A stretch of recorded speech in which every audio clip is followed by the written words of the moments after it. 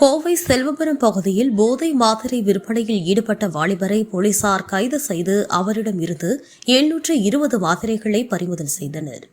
கோவை செல்வபுரம் பகுதியில் போதை மாத்திரைகள் விற்பனை நடப்பதாக காவல்துறையினருக்கு ரகசிய தகவல் கிடைத்தது. இதனையடுத்து காவல்துறையினர் செல்வபுரம் கல்லாமேடு சுடுகாடு அருகே சோதனை செய்தனர். அப்பொழுது அங்கிருந்து ஒருவர் காவல்துறையினரை பார்த்தவுடன் ஓடினார். காவல்துறையினர் அவரை துரத்து விடுத்து சோதனை செய்தனர். சோதனையில் அவரிடம் போதைக்காக பயன்படுத்தப்படும் வலி நிவாரண மாத்திரைகள் இருந்தன.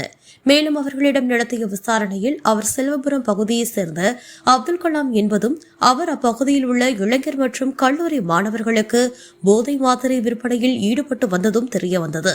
மேலும் அவர் மீது பல்வேறு காவல் நிலையங்களில் 10க்கும் மேற்பட்ட வழக்குகள் உள்ளதாகவும் விசாரணையில் தெரியவந்தது.